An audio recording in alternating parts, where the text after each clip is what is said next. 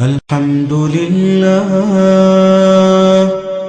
اللهم ربنا لك الحمد بما خلقتنا ورزقتنا وهديتنا.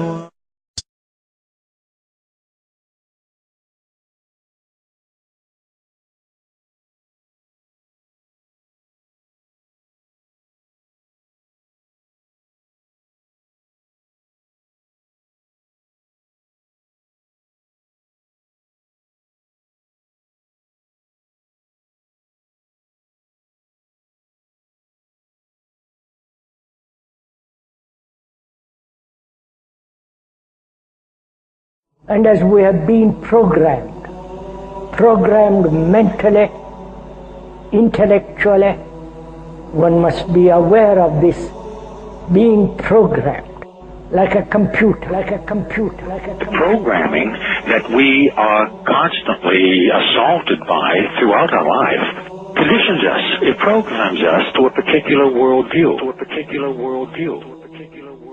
Is they are absolutely propagandizing the world with all of their theses about the nature of the universe that we live in, where we come from, our origins, the origin of the universe, and so forth. The project is literally the secularization of the world, to completely strip the world from religious beliefs. This is the project, and that is why it is called Novus Ordo Seclorum, a new secular or worldly order. A new study says the news media have been pushing a gospel of godlessness on the American public. Sure, it's hard for some of you to believe, but you will never see it more clearly than you will today. I mean, it's just so amazing. The creationists were right all along. To be honest, they just didn't have the argumentative skills. All of you are engaged in running your mouths, doing your business, multiplying, buying houses, cars, business, whatever you're doing. And when you're told about God, religion, life, morality, you're saying, look, I ain't got no time for that. Because this media is here and designed to make sure that they ask no critical questions. To make sure that the only thing that they are concerned about is having a good time. The only thing they're concerned about is filling their bellies. The only thing they're concerned about is acquiring more and more material things. And so that is why today, one of the struggles that you have as young people, that when you want to do different events and you want to talk about real issues, you have the struggle of many of your peers who've been so conditioned in this matrix that they would rather party than listen to the truth. They would rather party and shop and go to the mall than to stand up for issues of justice. They're stuck in the matrix. But you have the responsibility of helping to wake them up. Now, how do we know that there's a God? After having been thoroughly brainwashed. And how do we know that there's a creator?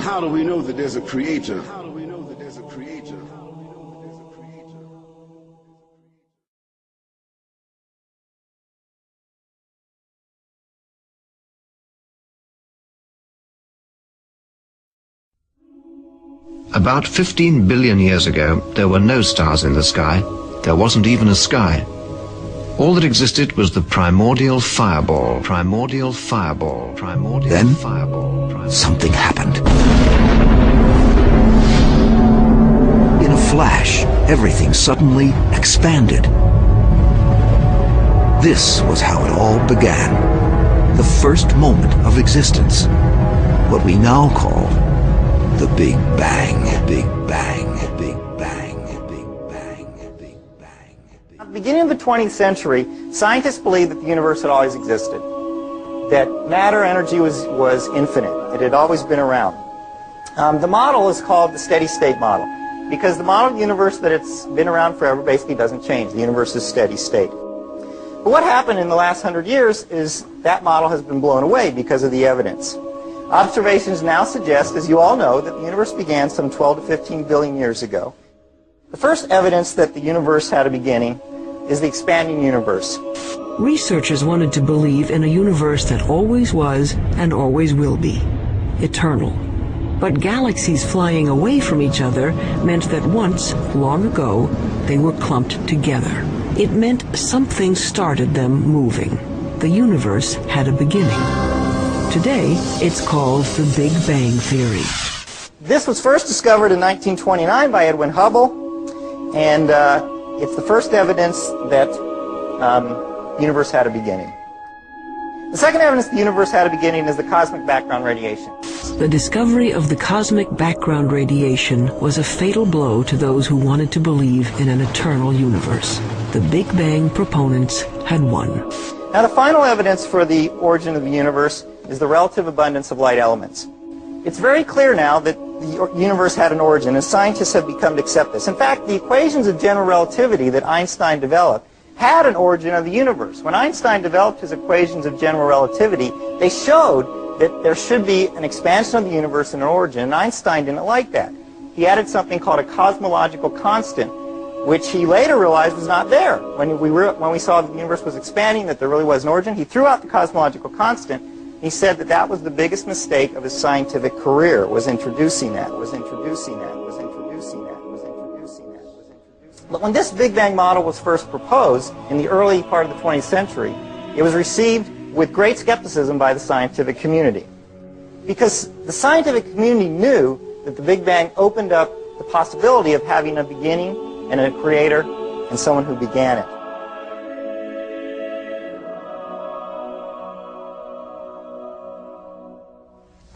Have you ever asked yourself where the universe came from? Why everything exists instead of just nothing?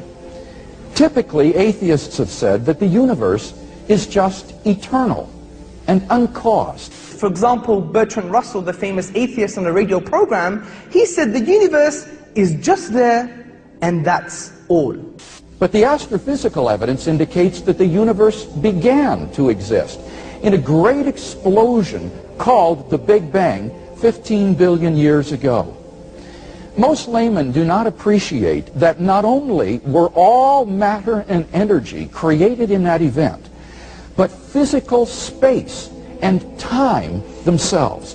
This is of utmost importance, for it implies, as the Cambridge astronomer Fred Hoyle points out, that the Big Bang theory requires the creation of the universe from nothing. Now, this tends to be very awkward for the atheist, for as Anthony Kenny of Oxford University urges, a proponent of the Big Bang theory, at least if he is an atheist, must believe that the universe came from nothing and by nothing. But surely that doesn't make sense. Out of nothing, nothing comes. Even atheist philosophers such as David Hume, he wrote in a letter, "I never asserted to absurd proposition as that anything might arise without a cause." Similarly, P.J. Zort, in his publication About Time, said, "If there is anything we find inconceivable, it is that something could arise from nothing." So where did the universe come from? Why does the universe exist instead of just nothing? There must have been a cause which brought the universe into being. We can summarize our argument thus far as follows. Premise 1. Whatever begins to exist has a cause. 2. The universe began to exist. 3. Therefore, the universe has a cause. It doesn't mean it's God, doesn't mean it's Jesus, doesn't mean it's Allah, it doesn't mean anything. It just means there's a cause for the universe. So we ask another question, what is the nature of this cause? And the nature of this cause, upon conceptual analysis, which means critical thinking about this cause, we come to some startling conclusions.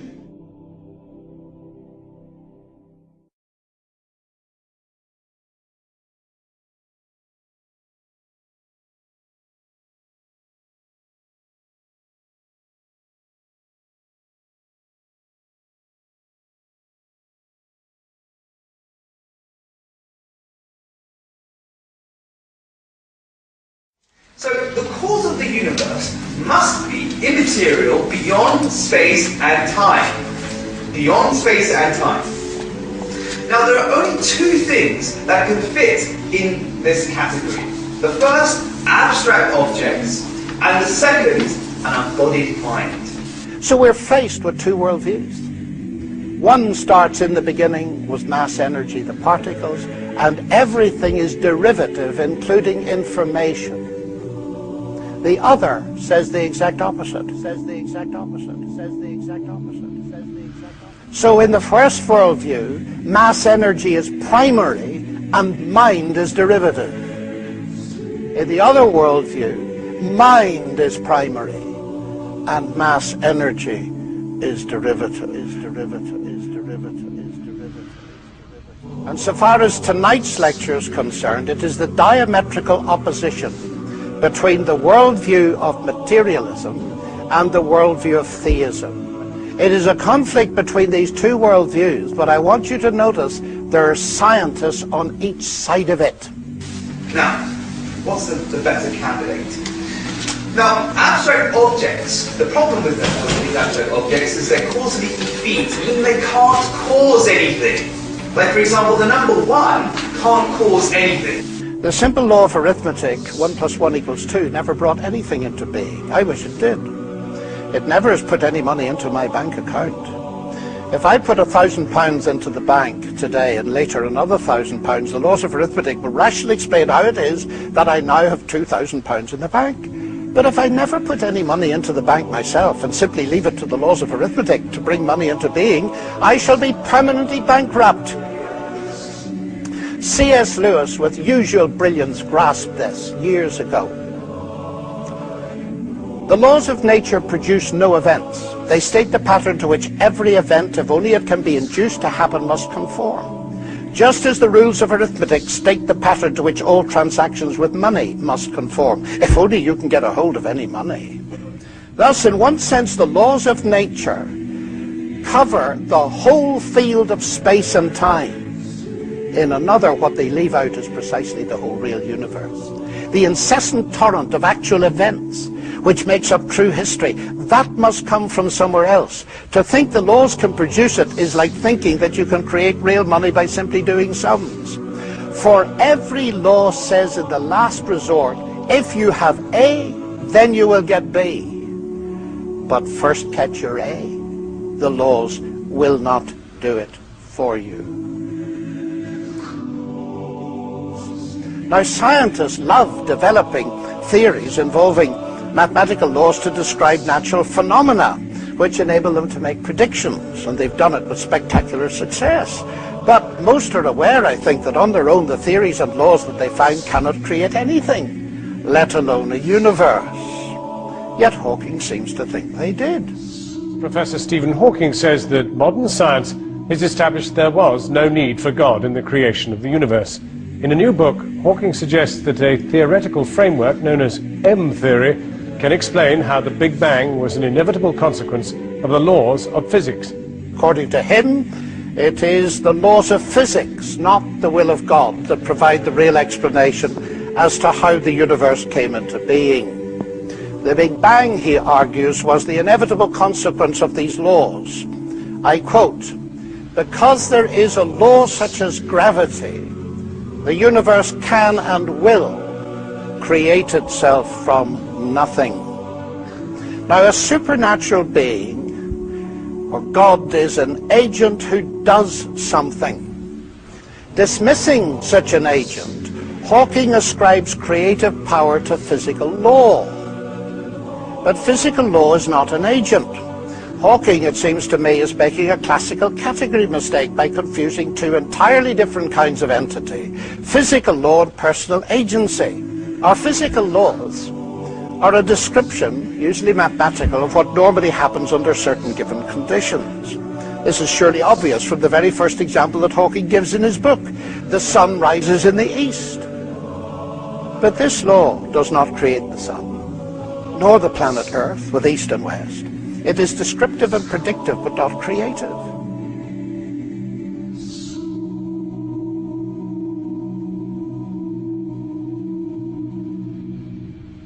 Similarly, Newton's laws of gravitation doesn't create gravity or the matter in which gravity acts. In fact, it doesn't even explain gravity, as Newton himself realized.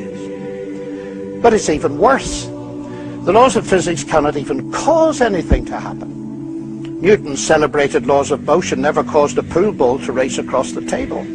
That can only be done by people using a pool cue and the action of their muscles. Suppose, to make matters clearer, we replace the universe by a jet engine, and we are asked to explain it. Shall we account for it by mentioning the personal agency of its inventor, Sir Frank Whittle?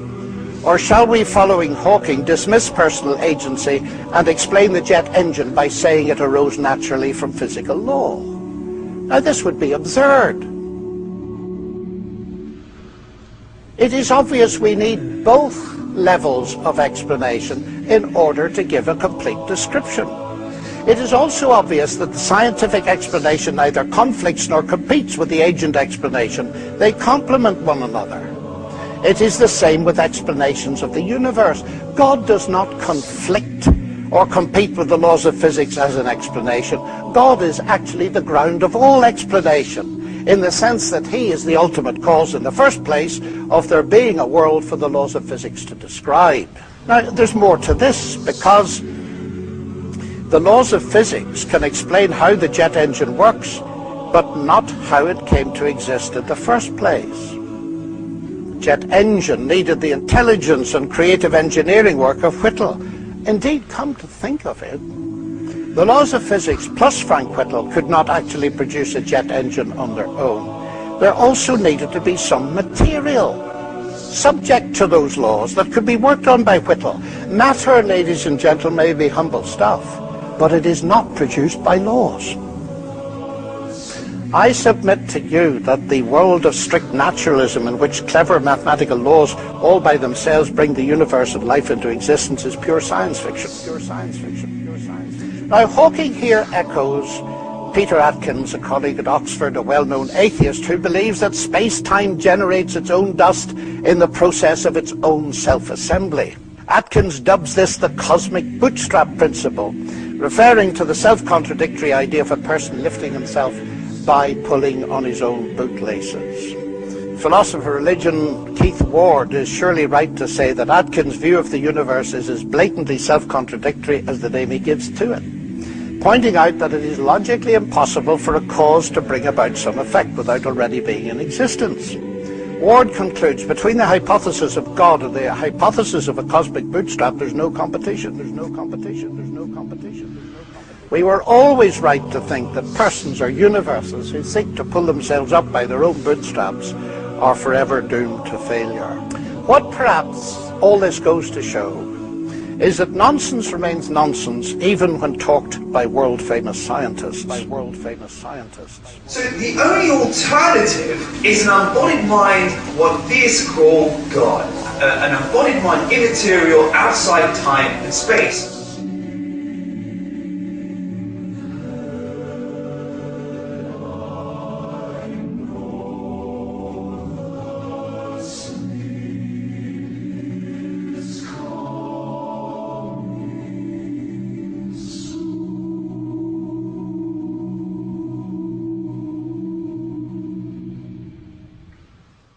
So there's a God. Then you have to say, but sorry, where did God come from? It's not a question I hear often answered.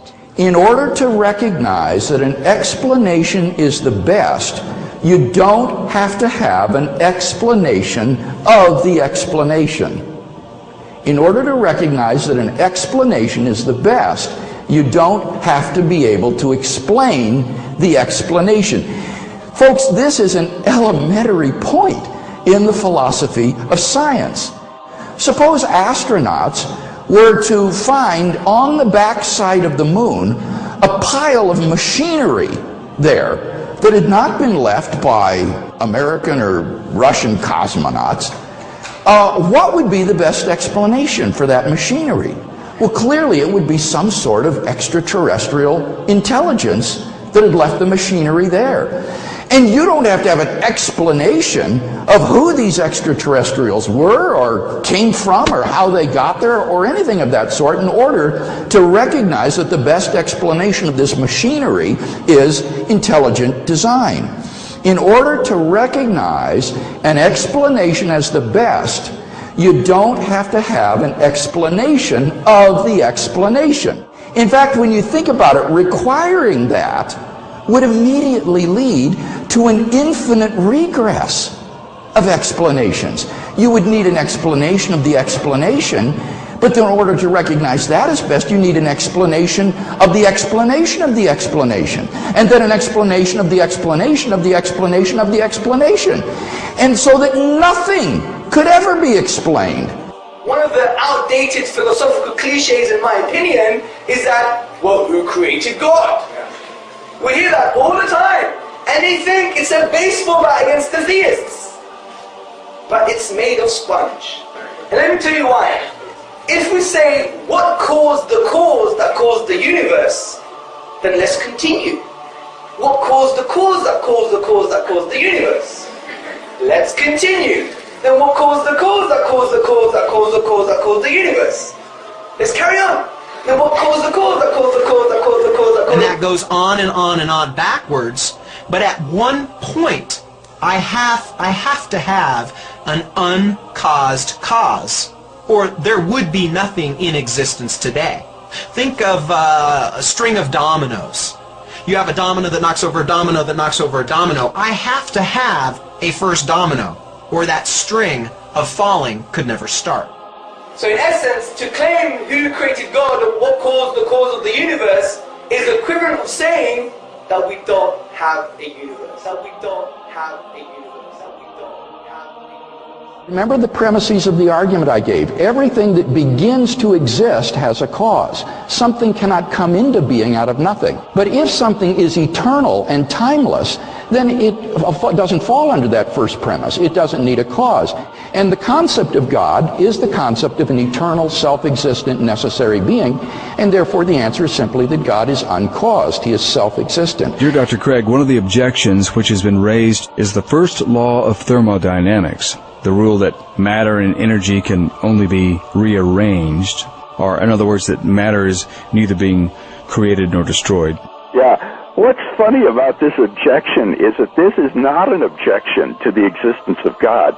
This would be an objection to the Big Bang theory of the origin of the universe. It would show that the Big Bang theory of the origin of the universe is false, because according to that theory, all matter and energy, even space and time themselves, came into being at the moment of the Big Bang, and are therefore not eternal. They haven't always been there in the past. So if these fellows were right, all contemporary cosmologists who believe in the Big Bang theory of the origin of the universe would be contradicting the laws of thermodynamics, and that's hardly the case. Why? Well, because the laws of thermodynamics, in particular the law of the conservation of matter and energy, only applies once the universe comes into being. It applies at every moment, at every time, and every point in the universe. But it doesn't apply to the origin of the universe itself. And that's why cosmologists don't consider that the law of conservation of energy and mass is violated by the Big Bang theory of the origin of the universe.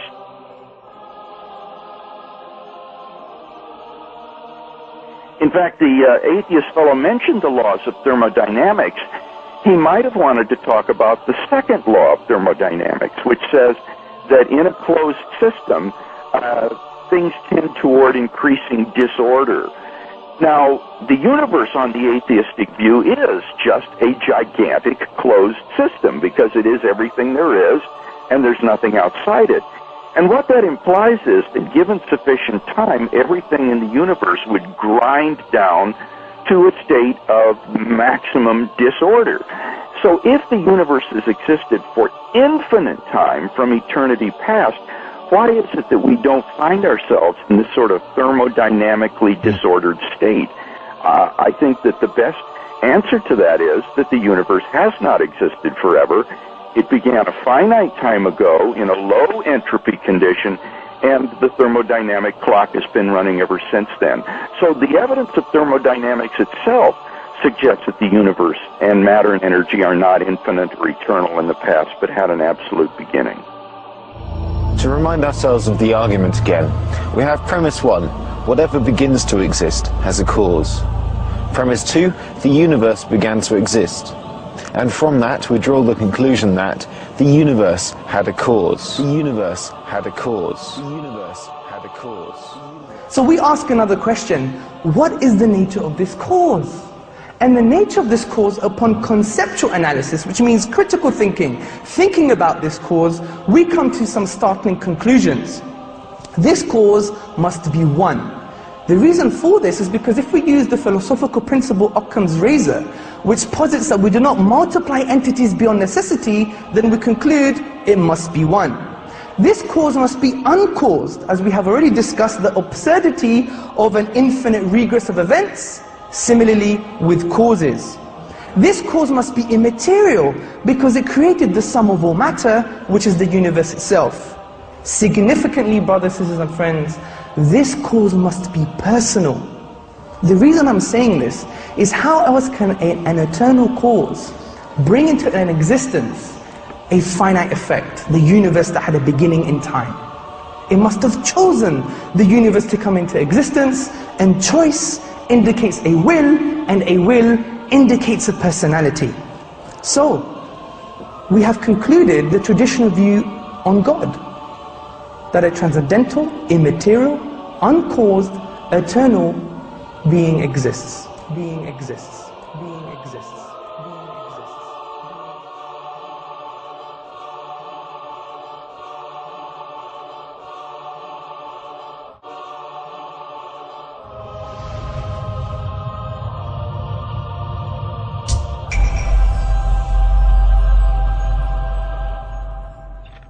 Some strange results have come up in about the last 20-30 years, particularly in astronomy and also in quantum physics, which suggests that the universe actually may have a purpose, and some physicists are now suggesting it does have a purpose.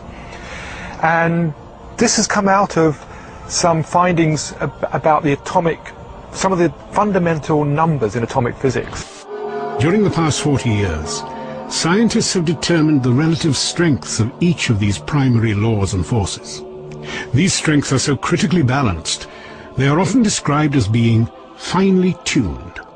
These are numbers like the mass, the weight of an electron, the weight of a quark, the strength of gravity, the strength of the electromagnetic field. About 20 numbers that describe those and other parameters, features of our world, but nobody knows why it is that those numbers have the particular values that they do.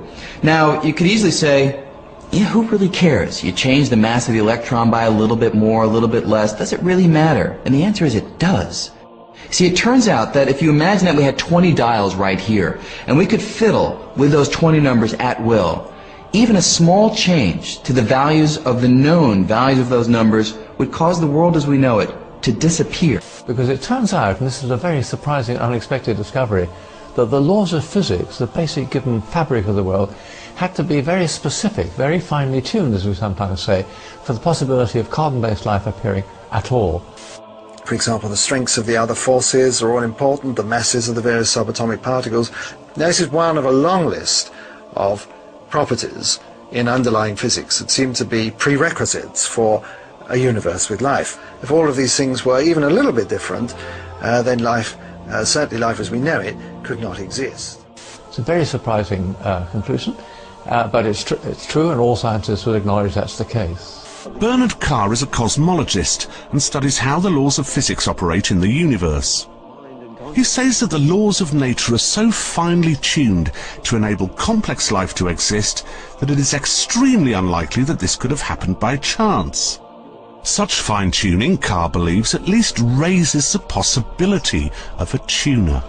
This is a diagram, it's called the pyramid of complexity, and what we've got here, we've got the different levels of structure in the universe, And at the bottom we've got the things like quarks that make up the atoms, and the atoms build up to make molecules, the molecules build up to make living cells, the cells make organisms, and eventually we end up with brains and consciousness. It's rather hard to estimate what the probability is, but it was clearly very, very unlikely that those fine-tunings which allowed this pyramid of complexity to arise would be there. A very simple and central example is the question of where does carbon come from? The very early universe doesn't make any carbon. It's very simple, it only makes simple things. Hydrogen and helium, and they're pretty boring in terms of chemistry. Now, where does carbon come from? There's only one place in the whole universe where carbon is made, and it's in the interior nuclear furnaces of the stars.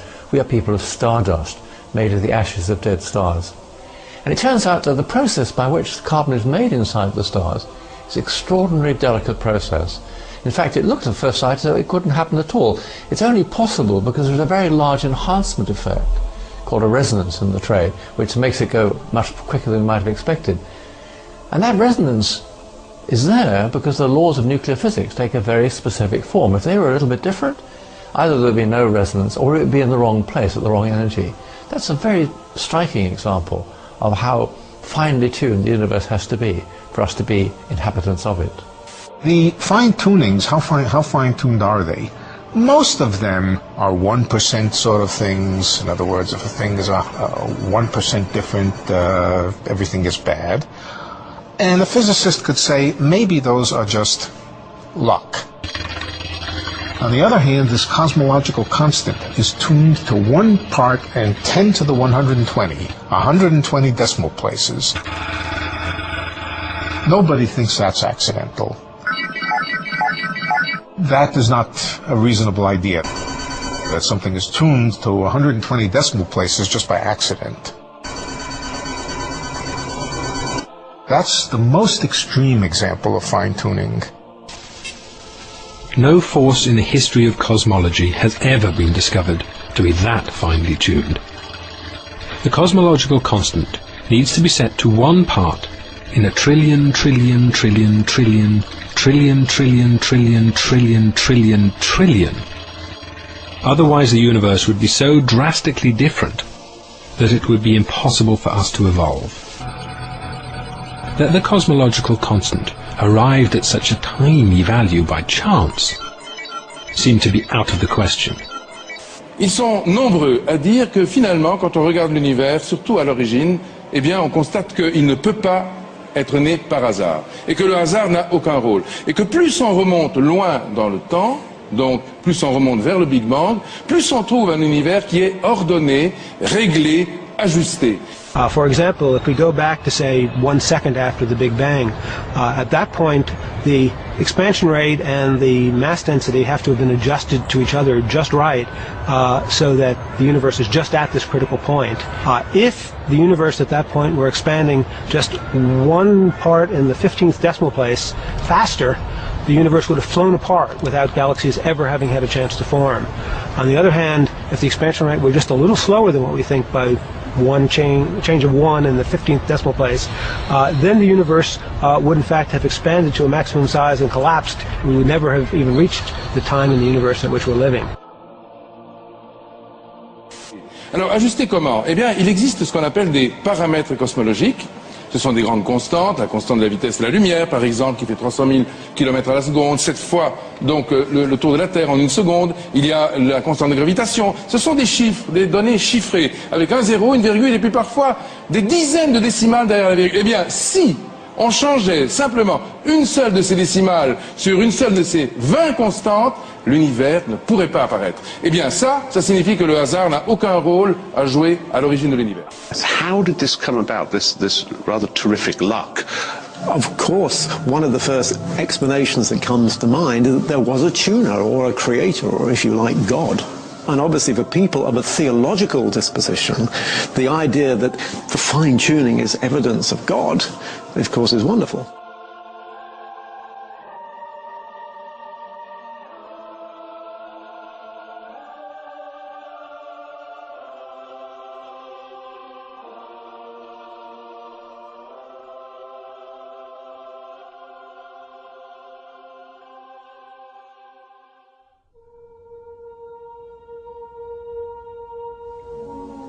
But let me come now to the grand design, because like every other physicist, Hawking is confronted with powerful evidence of design in the fine-tuning of the universe. He explains, our universe and its laws appear to have a design that both is tailor-made to support us, and if we are to exist, leaves little room for alteration.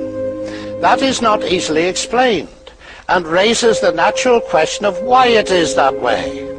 The discovery relatively recently of the extreme fine-tuning of so many of the laws of nature could lead at least some of us back to the old idea that this grand design is the work of some grand designer. That is not the answer of modern science. Our universe seems to be one of many, each with different laws. Now, the idea of a grand designer is certainly old, but the important question to ask is whether or not it is true. Simply to say it is old can give the erroneous impression that what is old is necessarily false and has been superseded. Secondly, it can give the further erroneous impression that no one holds it today. But some of the finest minds in science, at least one Nobel Prize winner in physics, does hold it. The conviction that there is a grand designer is one of the major convictions in the history of human thought. That does not, of course, prove it's true, but it certainly means it's worthy of our serious consideration. Now, Hawking goes therefore too far in saying that is not the answer of modern science. There are scientists who believe it, there are scientists who do not. But his answer is what he calls the multiverse. And that is the idea that there are several many-world scenarios and many universes, some suggest infinitely many, whatever that means. That anything that can happen will happen in some universe, so it's not surprising that at least one universe is like ours. Well, obviously, if you're not a theist, and especially if you're a person who would prefer the universe to be a godless sort of universe, those are the sorts of facts that can make you feel a little bit uncomfortable. So there's no shortage of persons trying to derail the argument from fine-tuning. One popular way to try and do that is to take the fine-tuning data, not so much to suggest that there's a God who made this universe, but that perhaps our universe is one of bajillions of others. If you think about a multiverse, if you think that there are jillions and jillions of universes out there, you might reason to yourself that, well, at least one of them had to turn out right. And it just so happens to be ours, lucky for us.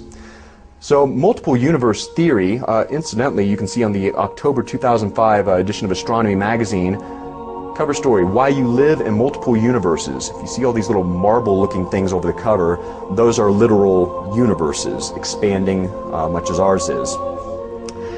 Interesting, that cover title seems to take for granted that there actually are multiple universes. There have to be in order to get this sort of probability back up. Well, suffice to say, there's really no independent confirmation for multiple universes or for any universe other than ours. The only reason for buying into a multiple universe theory is to derail the fine-tuning argument. Some, including Oxford philosopher of religion Richard Swinburne, have said multiple universe theory represents the height of irrationality. It's an attempt to dodge a rather elegant and simple theory, namely theism, by inflating your probabilistic resources, well, to the extent of postulating bajillions of universes. When you start to increase your probabilistic resources like that just in order to avoid a pretty plausible, elegant theory, well, Bill Dembski has referred to that as the inflationary fallacy, and there's still some discussion going on with respect to the plausibility of the multiple universe theory, but probably the number one objection to it, there seems to be no independent evidence and no possibility of coming up with such independent evidence for that hypothesis in the future. In the various ways that are conceived of these many universes existing, it's the case that they are unobservable in principle. The only universe we can observe is this one. These other universes cannot be observed even in principle. One problem is this. Sure, you could say if there were many different universes, all with different tunings, then it wouldn't be too unlikely that our particularly fine-tuned universe exists. But for this objection to carry through, the objector actually needs to assume that it's true that there are all of these different universes. And is there any independent evidence that such universes exist? It doesn't seem to me the case that there is. I mean, sure, if you had enough monkeys typing at enough typewriters, then they could produce the works of William Shakespeare just by luck. But nobody looks at the work of William Shakespeare and goes, there must be a lot of monkeys with typewriters somewhere. In the absence of independent evidence that there is a whole typing pool of monkeys working away, everyone knows that the most rational explanation of the specified complexity of a text like Shakespeare's work is that there was a single designer who produced it intentionally. And the same thing goes for our universe. So now we come to the second set of false alternatives, God or the multiverse. But as leading philosophers have pointed out, from a theoretical perspective, why shouldn't God be responsible for the multiverse? The notion that there is a multiverse does not per se exclude a creator. Hawking doesn't seem to mention this at all. But with the multiverse, Hawking moves out beyond science into the realm of philosophy, whose death he has announced rather prematurely. As Paul Davies points out, all cosmological models are constructed by augmenting the results of observation by some sort of philosophical principle. Now, Hawking here claiming to be the voice of modern science on the issue gives a false impression where the multiverse is concerned, since there are very weighty voices within science that do not support his view. Prominent among them, Sir Roger Penrose, Hawking's former collaborator, who shared with him the distinguished Wolf Prize.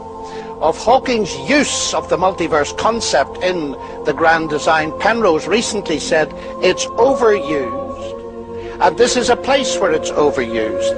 It's an excuse for not having a good theory." That's an immensely strong statement, isn't it?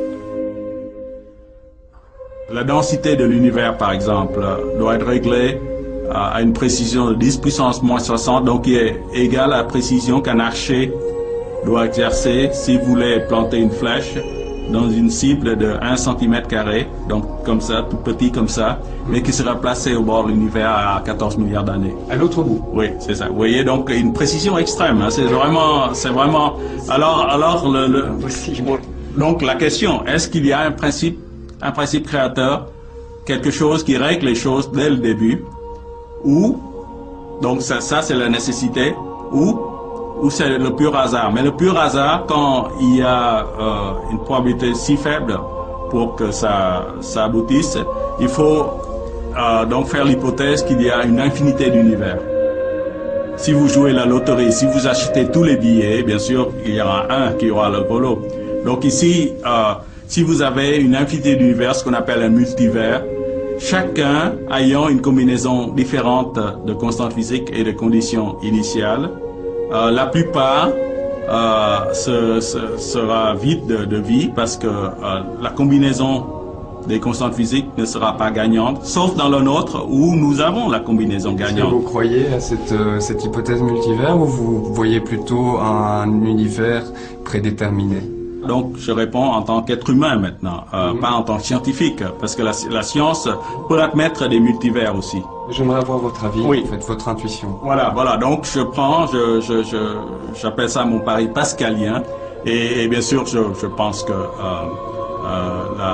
l'univers est... il y a un principe créateur qui a réglé ça tout le début, et je pense qu'il y a un univers unique parce que c'est mon intuition. C'est difficile de croire quand je vais au télescope par exemple, de voir toute cette harmonie, cette beauté, cette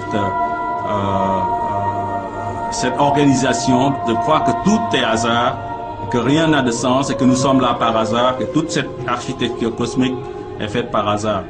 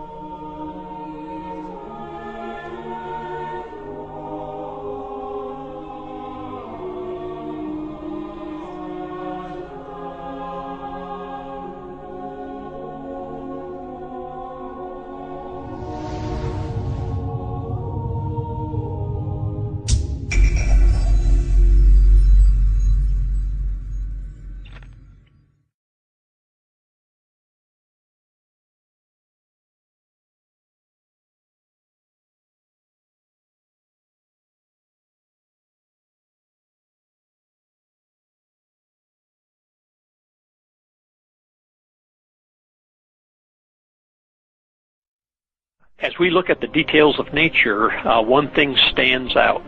This is the order, the patterns, the symmetry that surround us. You can see it in a flower, or a snowflake, or even a seashell.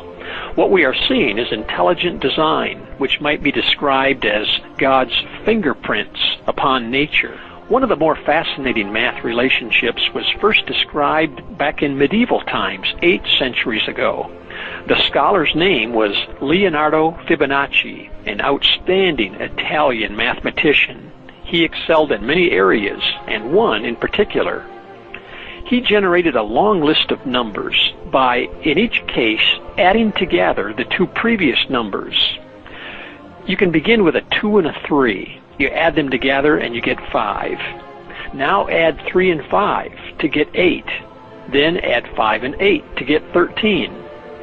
The Fibonacci sequence keeps going like this: 2, 3, 5, 8, 13, 21, 34, 55, 89, 144, and so on. What Fibonacci realized was that this elegant list of numbers describes many items to be found in nature. For example, flower petals.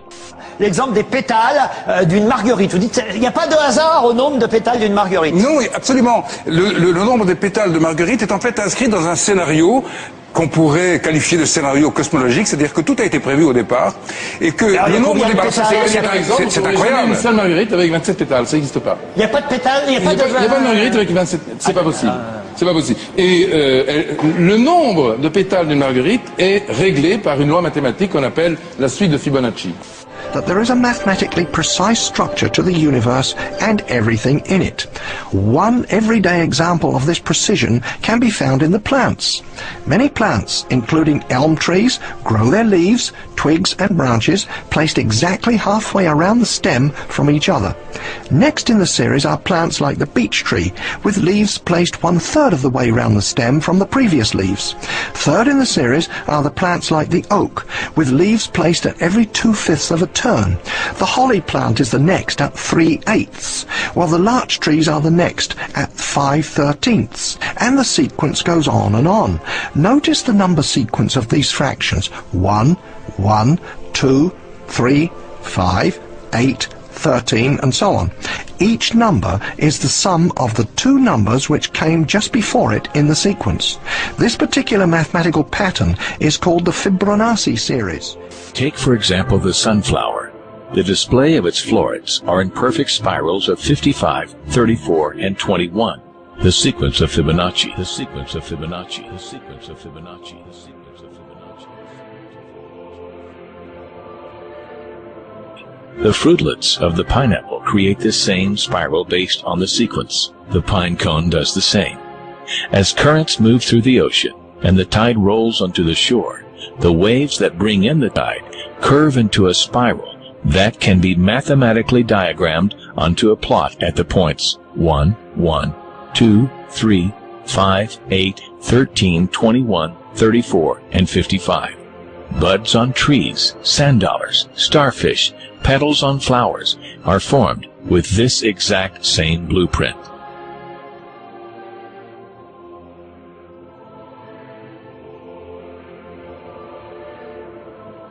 This blueprint can be seen around us on a small scale every day, but the greatest example of all is directly above our heads. At an average of 100,000 light years across, even the spiral of the galaxies above us are formed with the exact design. This sequence, or blueprint, appears to be the trademark of a designer, a proof of a creator. Also known as the golden mean, the divine proportion is a mathematical formulation exhibited in everything from the double helix of DNA. The DNA molecule, the code for life, is made up of two intertwining spirals. We find the 0.618 ratio between the helix's width and cycle length. To the form of the human body itself. Do something like measure the distance from the floor to your navel, and then from your navel to your head. If you're well proportioned, the ratio should be 1 to 1.618, and that ratio is seen all over the beautiful body.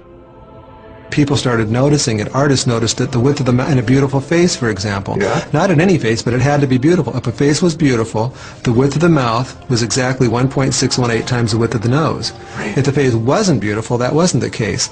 Dentists, in their dental work, noticed that the upper front tooth was 1.618 times as wide as the next tooth over, the lateral incisor. Oh. So the central incisor was 1.618 times the width of the lateral incisor, the next tooth over. Wonderful. Give me some more examples. Your fingers, your fingers are each called phalanges, and each bone of the finger is called a phalanx. And the phalanx that's the closest to your knuckle here is 1.618 times the phalanx that's in the middle, and that's 1.618 times the length of the phalanx at the end, which is your fingernail. So that was kind of amazing. This number would come up over and over again. Then we find the Fibonacci ratio in heart muscles, in bronchial tube branching, even in the electrical potential of neurons, and as Roger Penrose pointed out, even in the arrangement of the brain's microtubules. As we scan our universe, from the tiny flower to the awe-inspiring galaxy, we see the fingerprint of God. We see the fingerprint of God. We see the fingerprint of God.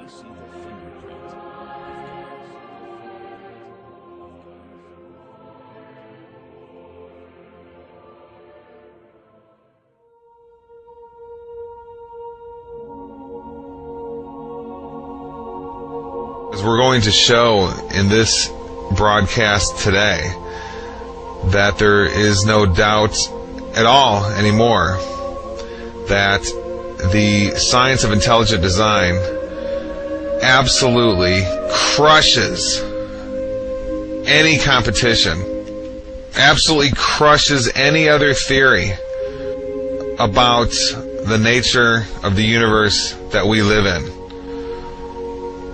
It's over. There is simply no contest. The preeminent theory, model, science of reality from this point forward, I declare on this show, is the science of intelligent design. The science of intelligent design. And the absolute proof.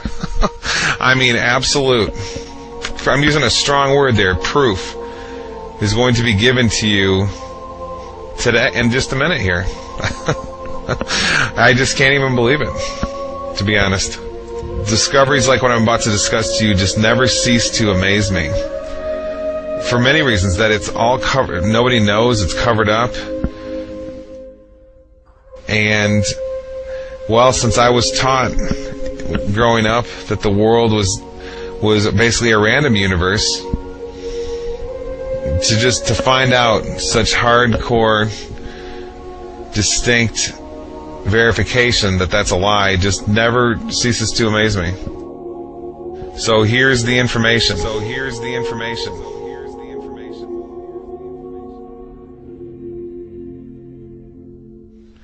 I'm reading from the abstract of an article. This is the first of many academic articles I'm going to be discussing with you here today. And these aren't just some academic journals. These are, you go ask your university professor what the most prestigious academic science journals in the world are, and they're going to name the ones that I'm discussing here with you today. Okay? I'm going to read to you right now the journal Nature. Okay? There's a journal called Nature, and there's a journal called Science. Those are considered the two most prestigious overall academic science journals in the world. And I'm going to read you part of the abstract of one right now.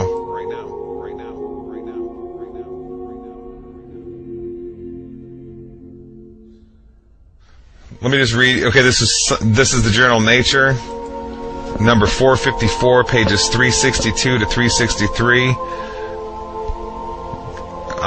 March 18, 2010, but put online March 17, 2010. This is by a fellow named Ian Affleck, who teaches apparently in the Department of Physics and Astronomy at the University of British Columbia. Listen to the title of this article. Solid State Physics. Golden Ratio Seen in Magnet. Okay? Okay, so let's go through this Science Daily article. It's ScienceDaily.com. This was released on January 7, 2010. Title of the article, Golden Ratio Discovered in Quantum World. Hidden Symmetry Observed for the First Time in Solid State Matter. Let's find out what that first time, what that means. Let's read here.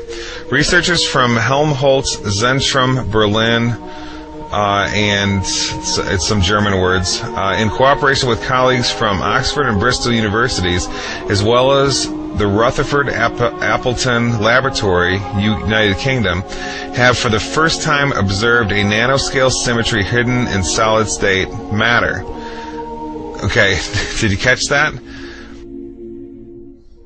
This is the first time any symmetry of any sort has been observed in the nanoscale, okay, the quantum scale. Remember, quantum physics is the study of the base level energies of nature.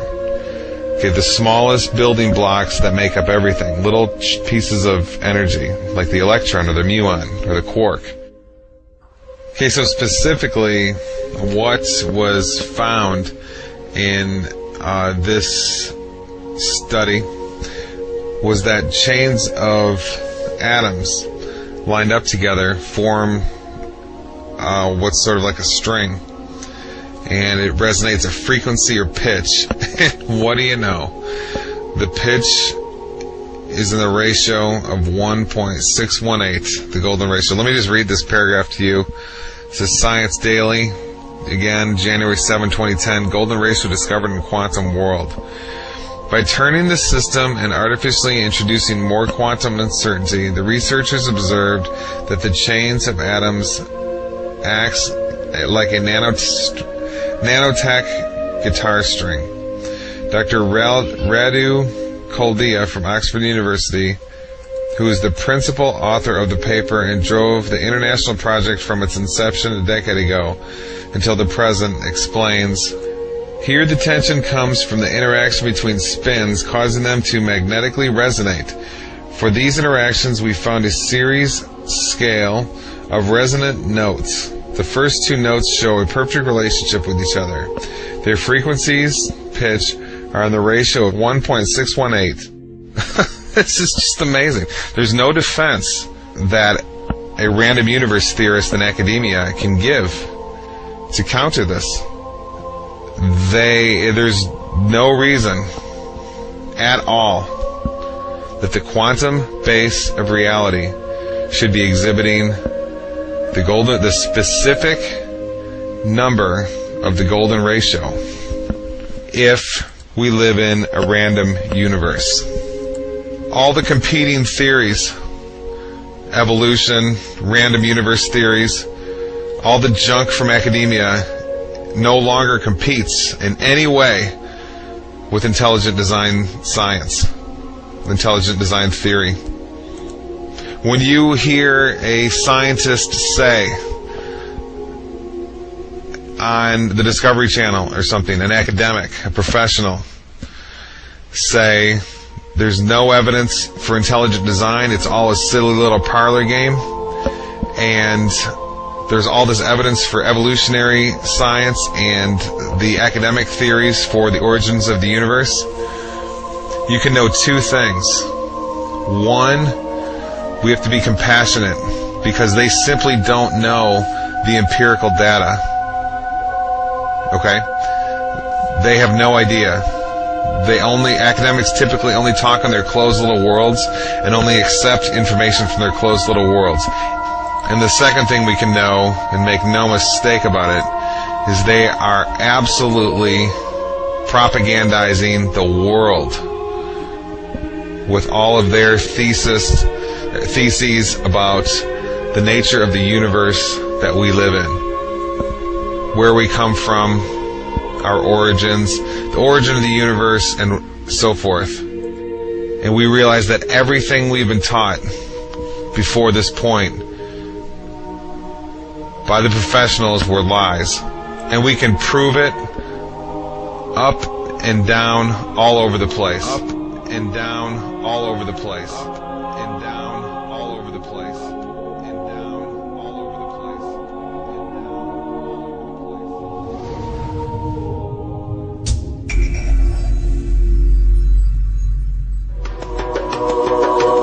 The theory of evolution that was advanced in the 19th century denies this evident fact of creation.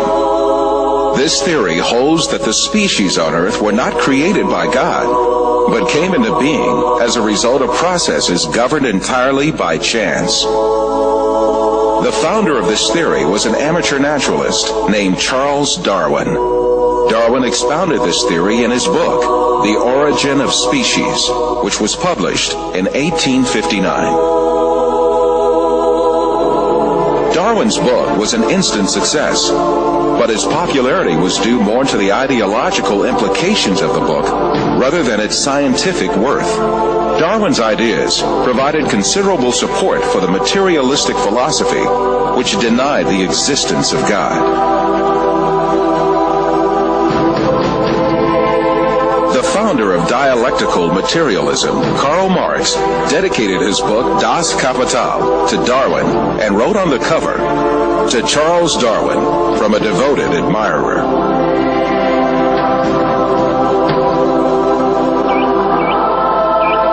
Darwin's theory argued that all species descended from a common ancestor by means of little cumulative changes in long periods of time.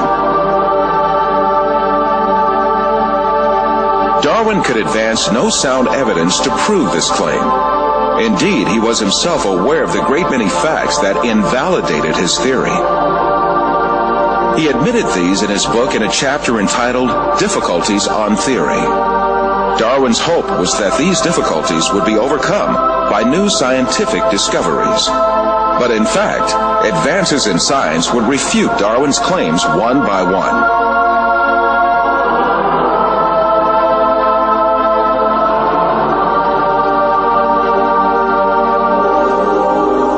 Darwin proposed that all species evolved successively from a common ancestor.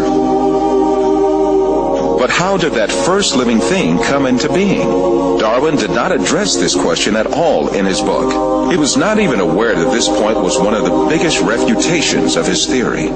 The primitive understanding of science in his day assumed that life had a very simple structure. According to a theory called spontaneous generation, which was popular since the medieval age, it was believed that living things could easily arise from non-living matter. It was commonly thought that frogs spontaneously arose from mud and bugs from food leftovers. And some curious experiments were designed to prove these theories. A handful of wheat was left on a rag, and mice were expected to arise from the mixture. The maggots on meat were also taken as evidence that life could generate from non-living matter. But later it was understood that such maggots did not form spontaneously, but that they emerged from microscopic larvae deposited on the meat by flies.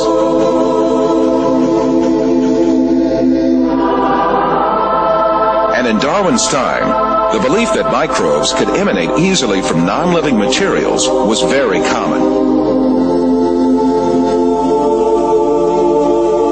But 5 years after the publication of The Origin of Species, the famous French biologist Louis Pasteur scientifically refuted these myths that lay ground for evolution. After lengthy studies and several experiments, the famous French biologist Louis Pasteur refuted the foundation that lays ground for the theory of evolution. Can matter organize itself? No.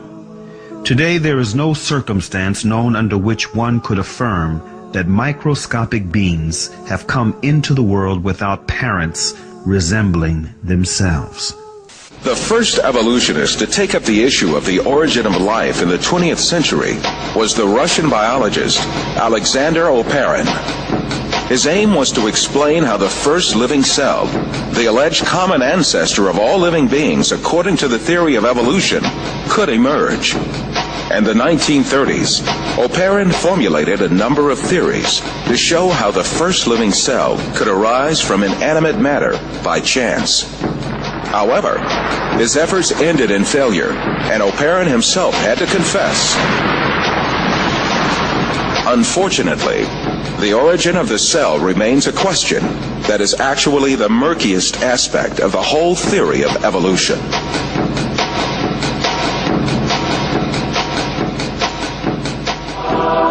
Evolutionists that followed Oparin conducted experiments to find an evolutionist explanation to the origin of life. The most famous of these experiments was conducted by the American chemist Stanley Miller in 1953. Miller obtained a few simple organic molecules by triggering a reaction among gases that he claimed would have been present in the primitive Earth atmosphere.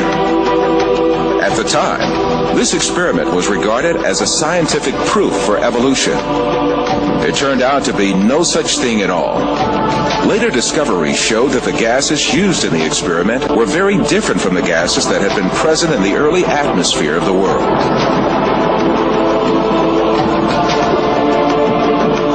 Miller himself eventually admitted to the invalidity of his experiment.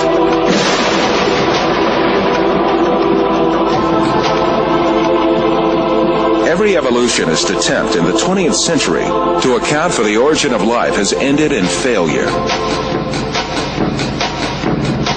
Jeffrey Beta, a professor of geochemistry and a leading advocate of the theory of evolution, confesses this fact in the February 1998 issue of Earth. Today, as we leave the 20th century, we still face the biggest problem that we had when we entered the 20th century. How did life originate on Earth? The biggest impasse confronting evolution is the incredibly complex structure of the living cell. Every living thing on Earth is made up of cells about 1/100th of a millimeter in size. Some living things are made up of a single cell. Yet even these single-cell organisms are remarkably complex in their composition.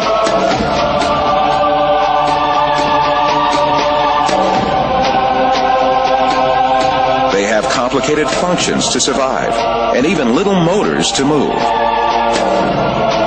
In Darwin's time, this complex structure of the cell was unknown.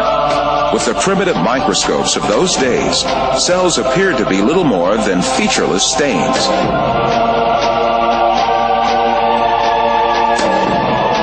However, powerful electron microscopes invented around the middle of the 20th century began revealing just how complex and organized a living cell really was.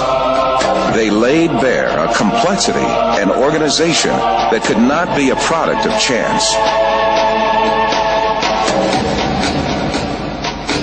A living cell is comprised of thousands of tiny parts that work in harmony.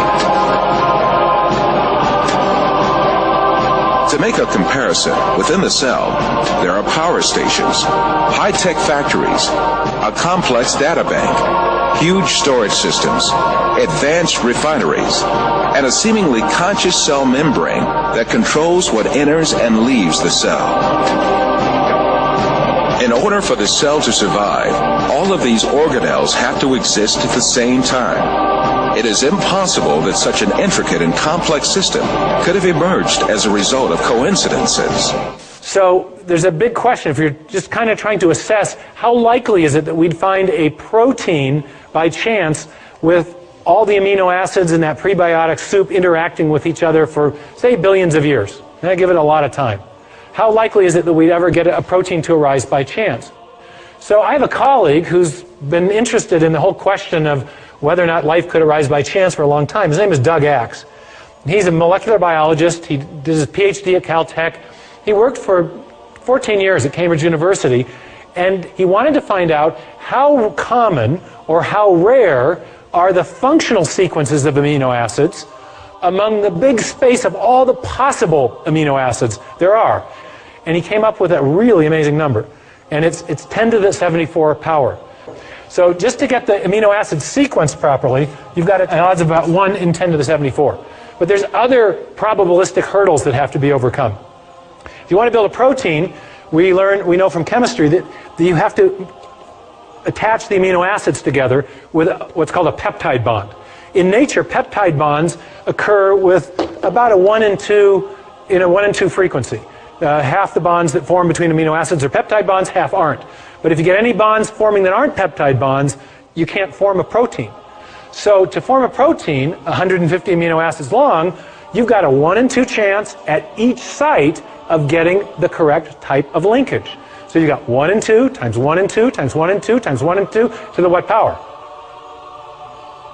Close to 150. Since we got linkages, we have 149, but call it 150, okay? So in other words, we got another huge exponential problem to overcome.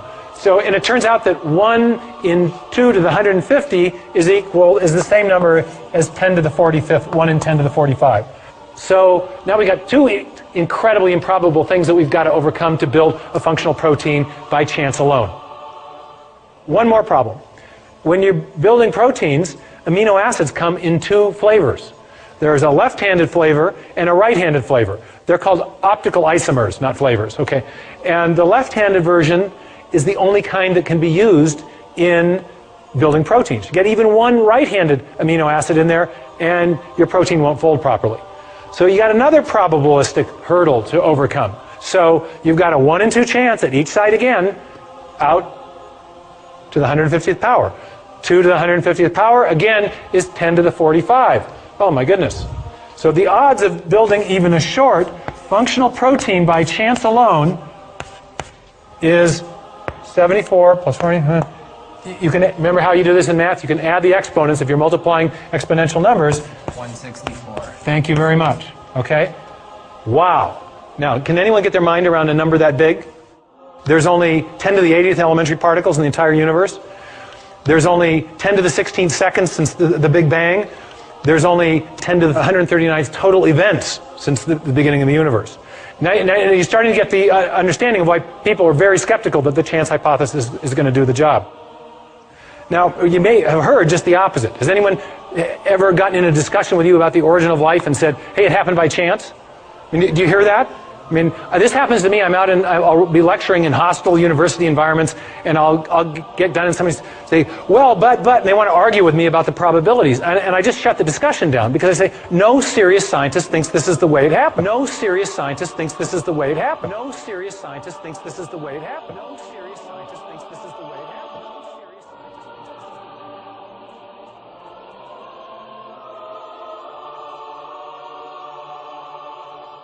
Modern biochemistry has also revealed the unimaginably complex design of the DNA molecule.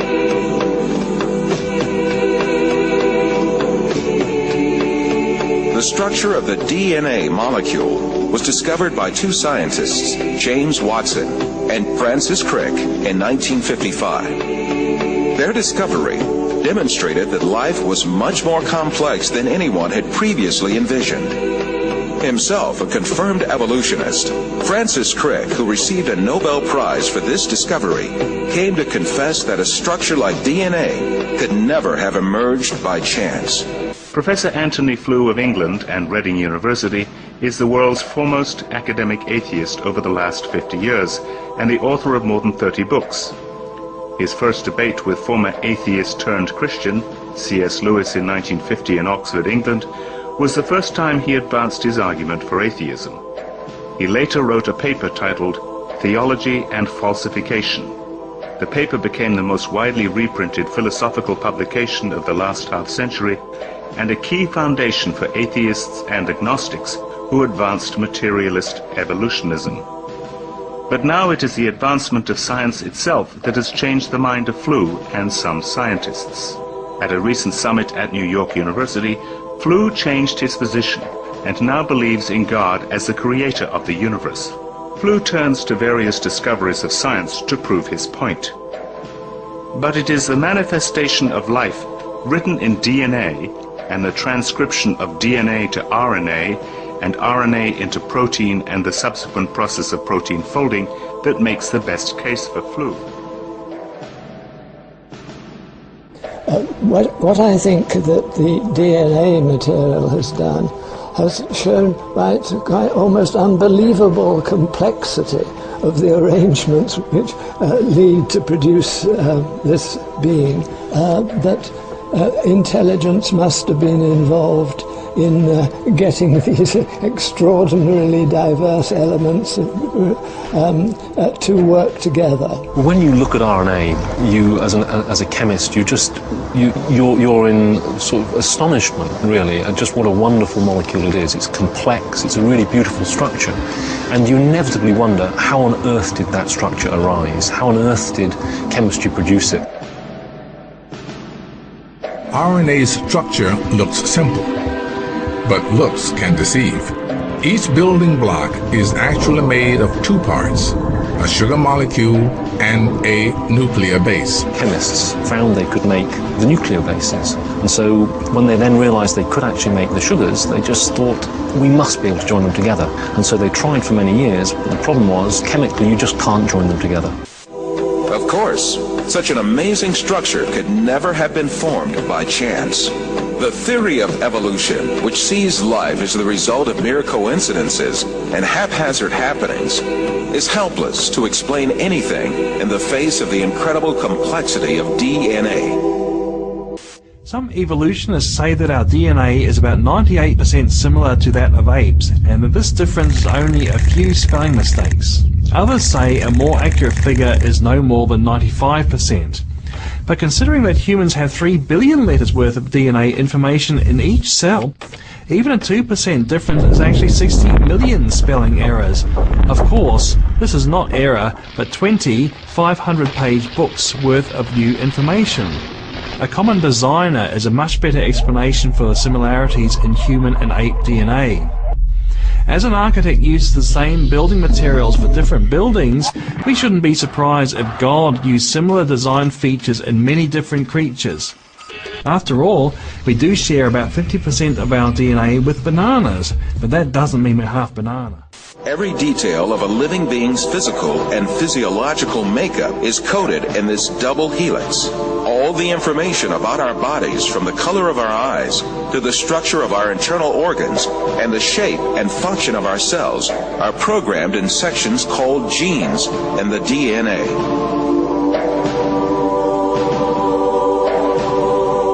The DNA code is made up of the sequence of 4 different bases. If we think of each one of these bases as a letter, DNA can be likened to a databank made up of an alphabet of 4 letters. All the information about a living thing is stored in this databank. If you found an ancient clay tablet with strange characters washed up on the shore, you couldn't read it, unless someone had cracked the code. But you'd still know the letters represented a language, even if you didn't know anything else about the author or his civilization. Language is recognizable, even if you can't read it. Take Morse code. It has 3 basic parts: dots, dashes, and spaces. These 3 simple parts are combined to represent letters. There are 26 letters in the English language, which are combined to form over 400,000 words. Those words can, of course, be combined into an infinite number of sequences or sentences. There is evidence that DNA represents a language. 4 basic units, called nucleotides, combine into a code for 20 amino acids. From those few amino acids, the body forms more than 100,000 proteins. Even if you can't read DNA, it still has all the hallmarks of language. A language that biologists are just now beginning to crack. Every tiny cell in our body is packed with 3 feet of DNA, 3 billion nucleotides. The similarity between DNA and human language is uncanny. In addition to codes, both use similar techniques to pack, access, rearrange, copy, and translate information. DNA seems to represent a language, the language of life. An unseen author, the creator of heaven and earth, has left a testimony of his existence in the DNA of every living thing. The information that is stored in the DNA molecule is pointing back to a designing intelligence. Now, why do I say that? It has to do with what we know about the cause and effect structure of the world. Our local hero in Seattle, Bill Gates, says that DNA is like a software program, only much more complex than any we've ever created. And that's a very suggestive remark because we know that programs always come from programmers. And in fact, we know generally that information, whether it's in a computer program or a hieroglyphic inscription or in a headline in a newspaper or a block of text in a book, information always comes from an intelligent source. So when we find information in the DNA molecule, the most logical thing to conclude is that it too had an intelligent source. Due to this primitive level of science at the time, the imaginary scenarios of the theory of evolution were not looked upon as odd at all.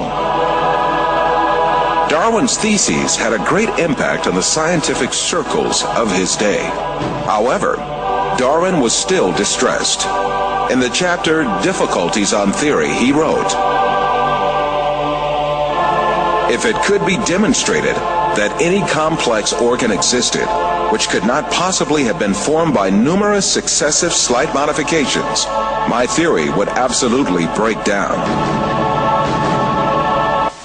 As far as I'm concerned, I'm here to tell you, Michael, this morning, and Jason, evolution is dead. Long live the Creator. I'll tell you why, and I'm saying science says that as a scientist. Evolution is dead because there's such thing as the minimal gene set concept. They've taken a mycoplasma, smallest organism, Mycoplasma genitalium, which is the smallest organism that is known to exist, has 468 genes. A gene is a mix of proteins, right? A list of, so it can be 1,000, can be 10,000 amino acids. Okay, there are 486, and they've decided since year 2000, they've said, let's try to reduce it. Because we have to start, if you're going to be an evolutionist, you have to start with 0 genes and build up if you're going to go from hydrogen to human. And so, somewhere along the way, they said, well, let's take it down. In the year 2000, they published that even on paper, they couldn't go below 200 genes. On the 6th of January 2006 in Nature, they published that in reality, you could only go down to 397 genes. So a cell, which is where my specialty lies in my scientific work, a cell needs a specific number of components to be functional. You have a membrane, but then you need to feed the membrane. So you have to have some mitochondria. You need a way of tagging the proteins. You need some DNA. So you need 397 things. Just the glucose cycle for getting energy takes over 6 different genes. So if you don't have one of them, you don't have any more energy coming to the cell. Darwin's fears proved to be true soon after his death. The laws of inheritance, discovered by an Austrian botanist, Gregor Mendel, caused Lamarck's and Darwin's assertions to collapse. The science of genetics that developed at the beginning of the 20th century proved that it was not acquired physical traits, but only genes that were transmitted to subsequent generations. This discovery made it clear that a scenario suggesting that acquired traits accumulated from generation to generation and generated different living species was implausible. In other words, there were no inheritable variations for Darwin's proposed mechanism of natural selection to choose from. Subsequently, the theory of evolution as advanced by Darwin has been collapsed early in the 20th century. All the other efforts by evolutionists in the 20th century could do nothing but only confirm that natural selection had no evolutionary power. A famous evolutionist, the English paleontologist Colin Patterson, admitted this when he said, "No one has ever produced a species by mechanisms of natural selection. No one has ever got near it, and most of the current argument in neo-Darwinism is about this question." When it was clear that the mechanism of natural selection proposed by Darwin had no evolutionary power, evolutionists had to make a fundamental change in the theory. In addition to the concept of natural selection, they added a second mechanism called mutation. Mutations are alterations or distortions that take place in the DNA of living beings, mostly as a result of external effects such as radiation or chemical action. The theory of evolution now holds that living things are differentiated from one another and develop as a result of mutations. This cannot be true, for mutations only damage the information in the DNA and give only harm to a living being.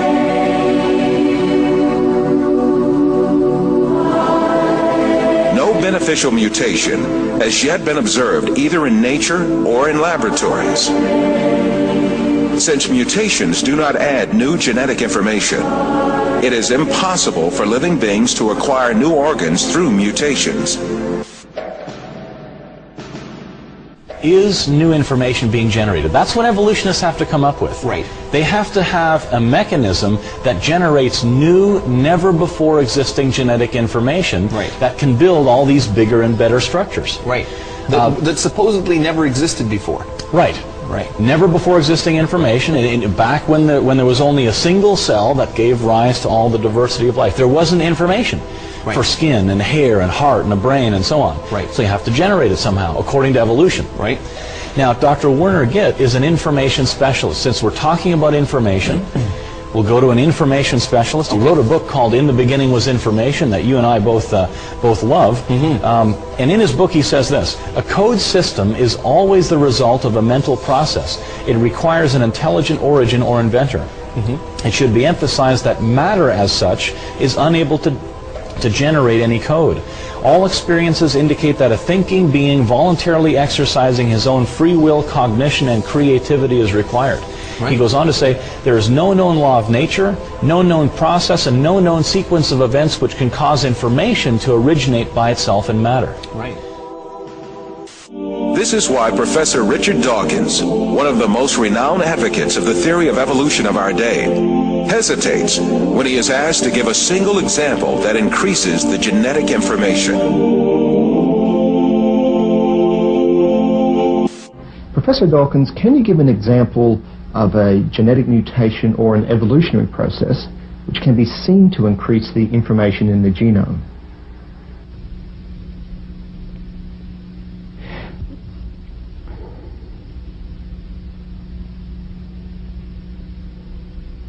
The truth is very evident.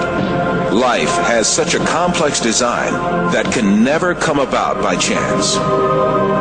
And I suppose it's possible that you might find evidence for that if you look at the details of biochemistry, molecular biology. You might find a signature of some sort of designer. Wait a second. Richard Dawkins thought intelligent design might be a legitimate pursuit? Richard Dawkins is his name. Arguably the world's most famous atheist. I don't know how you would test for that, but maybe we'll ask him. So, right off the bat, what's wrong with, in your opinion, with believing in a God, regardless of who the God is? I think it's false. I think that it's a matter of belief without evidence. And I suppose it's possible that you might find evidence for that if you look at the details of biochemistry, molecular biology. You might find a signature of some sort of designer. Wait a second. Richard Dawkins thought intelligent design might be a legitimate pursuit? And that designer could well be a higher intelligence from elsewhere in the universe. In the 20th century, the theory of evolution was refuted not only by molecular biology, but also by paleontology, that is, fossil science. A second proof usually offered is the fossil record. According to most biology textbooks, fossils show the gradual development of life from simple to complex over hundreds of millions of years. But a growing number of scientists say that this textbook story is incomplete and even misleading, because it ignores an extraordinary event in the history of life known as the Cambrian explosion. The oldest stratum of the Earth in which fossils of living creatures have been found is that of the Cambrian, which has an estimated age of 500 to 530 million years. In strata older than the Cambrian, no fossils of any creatures except a few unicellular organisms are to be seen. In the Cambrian period, however, many diverse species appear quite abruptly. More than 30 invertebrate species such as jellyfish, starfish, trilobites, and snails emerge all of a sudden. In Darwin's theory, if you think of the branching tree, Darwin's branching tree, the common ancestor down here and the different modern forms of animals up here, you would have one form to begin with, and then it would gradually diverge into slightly different forms and more different until you get the major differences that we see now.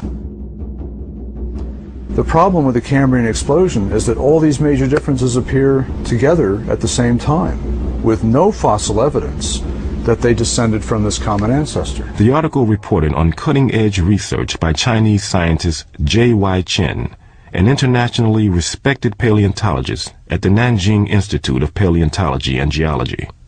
Chen's discoveries in the fossil beds in Xinjiang, China, have rocked the scientific establishment.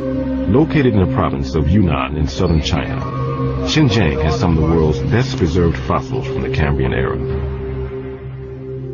Darwinism has maybe only telling a part story for evolution. According to Chen, the fossils he's discovered turn Darwin's tree of life upside down.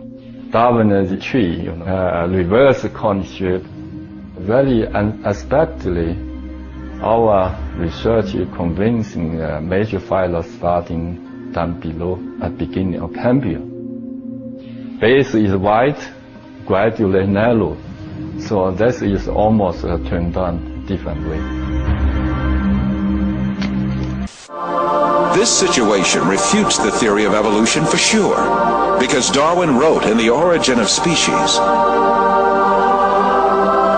if numerous species belonging to the same genera or families have really started into life all at once, the fact would be fatal to the theory of descent, with slow modification through natural selection. This fatal stroke that frightened Darwin comes from the Cambrian period, right at the outset of the fossil record. No fossil remains supporting evolution had ever been unearthed in excavations conducted in every corner of the world. Professor Roberto Fondi is a specialist in paleontology. He teaches at the Department of Earth Sciences in the University of Siena in Italy. You may be surprised to know that the fundamental assumptions upon which evolutionary thinking is based are not at all confirmed by paleontology. All the biological groups, from bacteria and blue-green algae to man, appear abruptly in the fossil record without any links connecting them with each other. Why is it then that so many people believe the fossils prove evolution? Evolution is presented to grown-ups and taught to the very young as a fact that has been verified and demonstrated for so long that it is a waste of time and even ridiculous to question it. So, what is the truth of the matter? Well, there is a history book of the past, and that is the rocks and the fossilized remains in them. So it is up to the paleontologist to read that book and give the answer. And what do you read in that book, Professor? The fact is that after nearly 2 centuries of intense research, the paleontological evidence for evolutionary theory is not only rare, but highly questionable.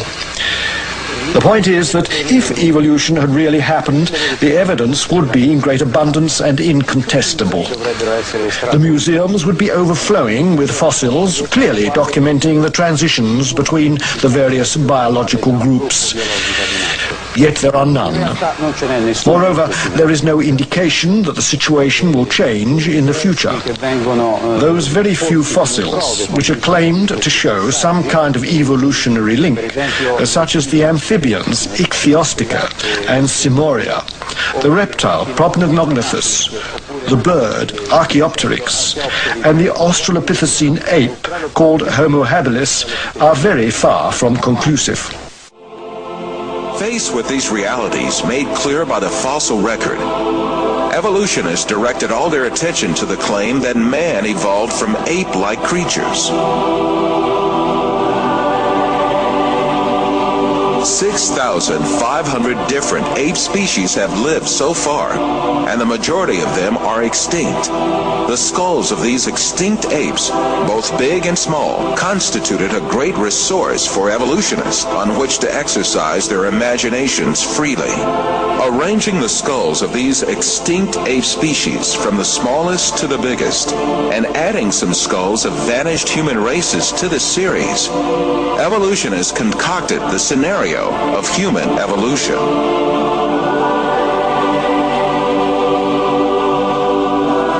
The most important role of this scenario is given to the extinct ape species called Australopithecus.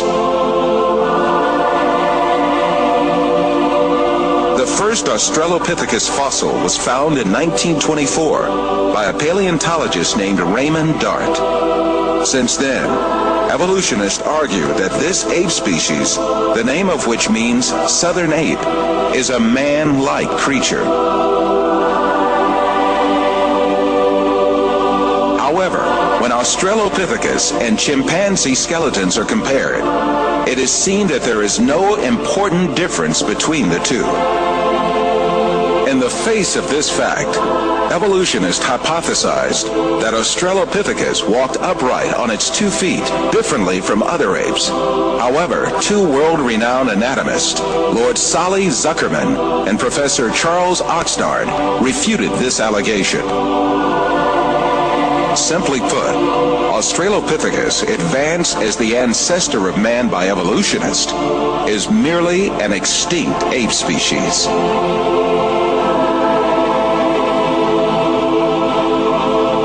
On the other hand, fossils that are included by evolutionists under imaginary classifications, such as Homo erectus, Homo ergaster, or Homo sapien archaic, in fact, belong to different human races. When these fossils are inspected, it is seen that their skeletons are essentially the same as those of people living today. The only dissimilarities are a few structural differences in their skulls. But differences like these are to be found in different human races alive on Earth today.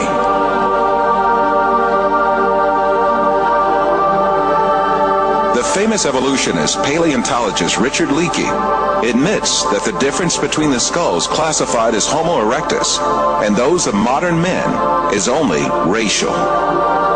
These differences are probably no more pronounced than we see today between the separate geographical races of modern humans.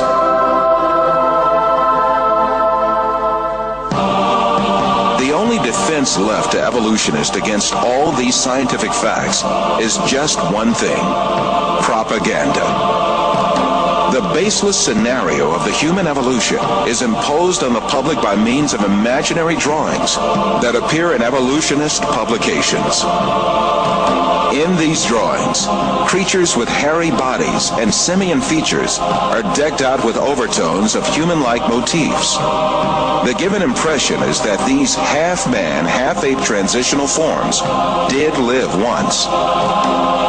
From time to time, drawings that present snapshots from the social life of these creatures are made. These misleading drawings are introduced in a particular sequence to engrave the scenario of the human evolution on the subconscious of society. Even in the most famous scientific publications, there frequently appear such window dressings called reconstructions and imaginary family tree drawings made by their inspiration.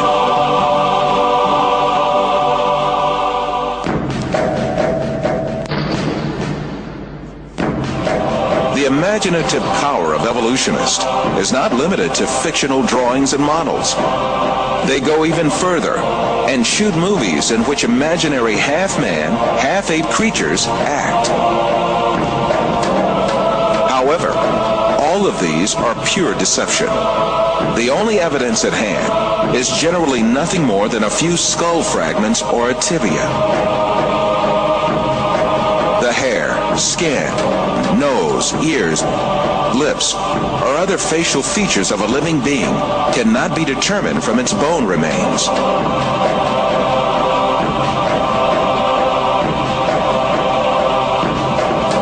Evolutionists shape these soft tissues, which leave no trace in the fossil, to suit the purposes of their theory, and produce imaginary reconstructions in their workshops.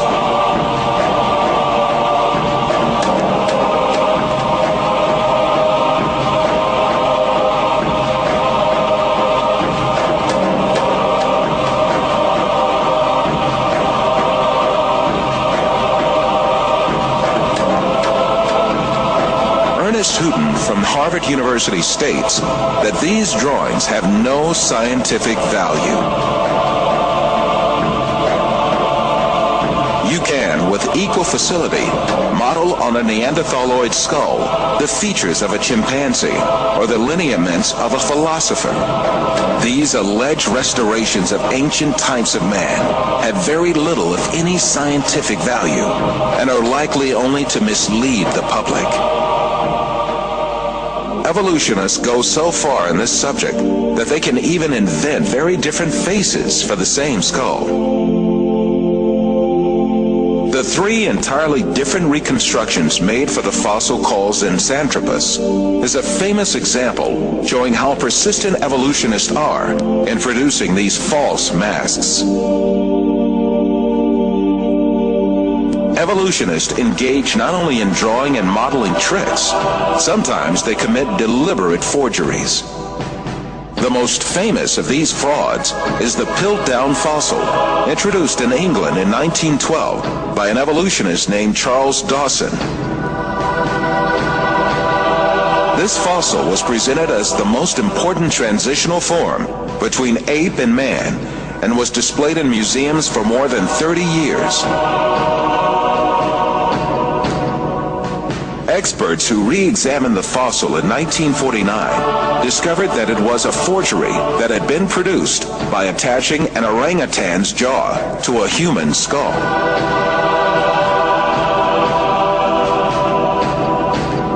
Another intermediate transitional form fabricated by evolutionists was the Nebraska man. This was cooked up in 1922 on the basis of a single fossil tooth.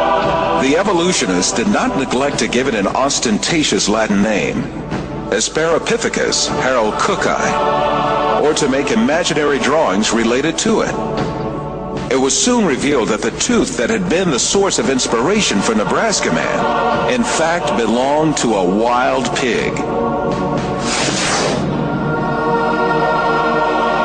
Many other fossil skulls have been presented as great evidence for evolution failed one by one. Neanderthal man was advanced as evidence in 1856, dismissed in 1960. Piltdown man was advanced as evidence in 1912, dismissed in 1953. Zinjanthropus was advanced as evidence in 1959, dismissed in 1960. Ramapithecus was advanced as evidence in 1964, dismissed in 1979.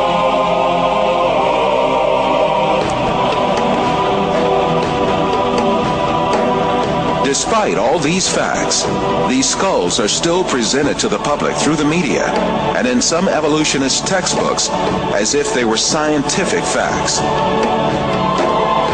In many countries, an important part of the society supposes that evolution is a proven fact.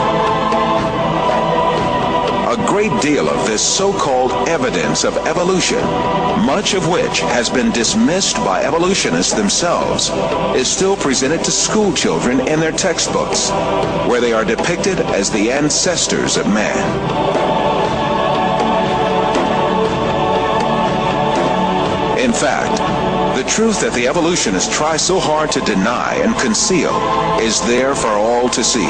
Species appeared all of a sudden and perfectly on the earth.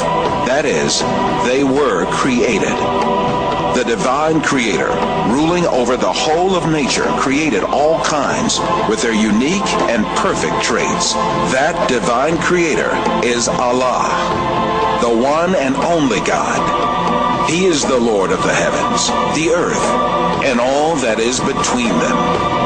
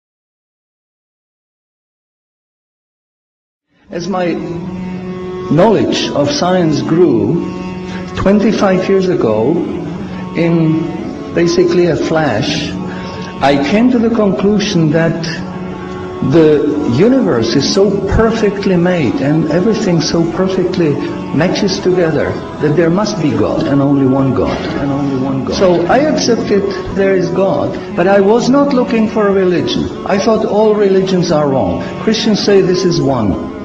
The Jews said Jews are chosen people, and if you're not Jew, you're not chosen. And about Islam, I only had negative information. Negative information. Negative information. So how does one distinguish with all the different ways of life, calling to people, telling them that they're the only way? How do we distinguish what's the right way with all this confusion? First of all, let's get this straight. It has to be really easy to tell if Islam is a true religion or a fake religion. And it has to be real easy to see which religion on earth is the one from Allah and which is the one from men, from devils, from con men, what have you. It can't be that the one true religion from Allah, that's generally from God, is going to look exactly and not discernible from the one that's from devils, the one that's written by men or made up by men or altered by men, and I can't tell which is the one authored by Allah and which is the one authored by people. It can't be. Then he finished the sentence. He said, I'll go to your faith. It's better than my faith, but you'll need proof. And I said, man, religion has never been about proof. It's about faith. That's it. That's what religion is. He said, in Islam, we have both. We have proof and faith. We have both. We have proof and faith. We have both. We have proof and faith. So different people from different religions used to knock on my door. And once the discussions got down to evidence, they had no answers. And that wasn't going to fly with me. And then I discovered Islam. And shortly after, I became Muslim. 1,400 years ago, when the world was immersed in darkness, the Quran was revealed, which brought light to a beleaguered world. And whereas the earlier books came with many scientific mistakes, due to the hand of man having delved into them, the Quran had none of these contradictions. The world thought there could be no reconciliation between religion and science. But the Quran mentioned many scientific facts in great detail, like how a human being developed in the mother's womb. As a medical doctor, particularly attracted to natural sciences and physiology, I must confess that in 1972, when I read the Quran in the original text for the first time, these data concerning man were those which impressed me most. Muhammad could not have known these facts about human development in the 7th century because most of them were not discovered until the 20th century. Muslims and others are justified in concluding that these facts could only have been revealed to Muhammad by the one who knows all about us, not only about how we developed, but how we live and function. And described other scientific facts which amaze the world's renowned scientists. Actually, I'm very much impressed by finding true astronomical facts in Quran. I personally can't see how this could be a mere chance. There are too many accuracies. And like Dr. Moore, I have no difficulty in my mind reconciling that this is a divine inspiration or revelation which led him to these statements. Let me go straight to the second argument, which is about the miraculous nature of the Quran. The Quran being a signpost to the transcendent. What I mean by this is that the Quran can only be best explained by the fact that it is a divine book. And I'm going to use the inimitability of the Quran for this.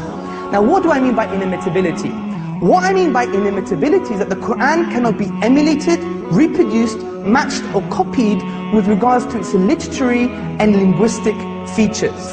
But since Prophet Muhammad, peace be upon him, is the last messenger that was sent to mankind, isn't it fair that his message, the miracle that came with him and his message be preserved till the end of time, so that humans can still make that judgment call whether this miracle and message is in fact man-made or divine, man-made or divine, man-made. And then when I was maybe about 1/3 in Quran, I remember telling my wife, you know, this Muhammad, he must have been a very smart, very intelligent man, because this book is very clear, very logical, very easy to follow, and there are no contradictions. No contradictions.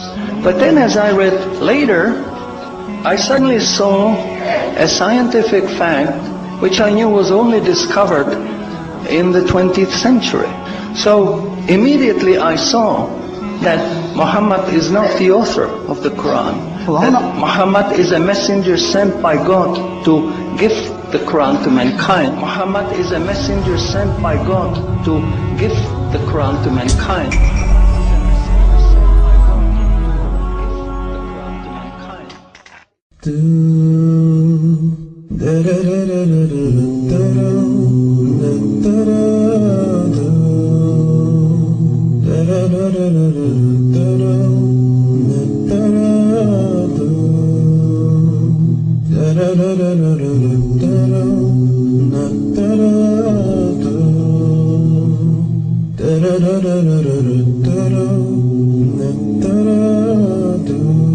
I used to live a life alone, living it just for me, and I had no idea this life would judge my eternity. I look at myself, and I wondered who created me. I had to open my heart and open my mind and open my eyes to see. Open my eyes and see the existence of what's surrounding me. It's more than just chance.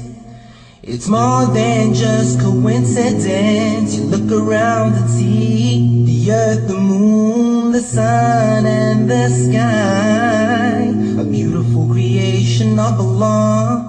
So how could you deny? How can you deny the oneness of Allah?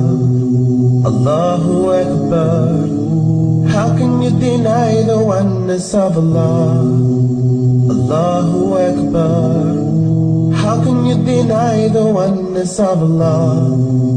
Allahu Akbar. How can you deny the oneness of Allah? Allahu Akbar. Lift your head and look up above, and you see it so clearly. The stars that glitter all around, the birds that fly over me. I see the rain fall from the sky, I see a seed become a tree. Lift the veil from your heart, worship Allah and you'll succeed. You surely will succeed. Open my eyes and see the existence of what's surrounding me. It's more than just chance. It's more than just coincidence. The air that I breathe, the food that I need, the plants and the trees, the sun and the seas, you and me, everything you see. So how could you deny? How can you deny the oneness of Allah? Allahu Akbar. How can you deny the oneness of Allah? Allahu Akbar. How can you deny the oneness of Allah? Allahu Akbar. How can you deny the oneness of Allah? Allah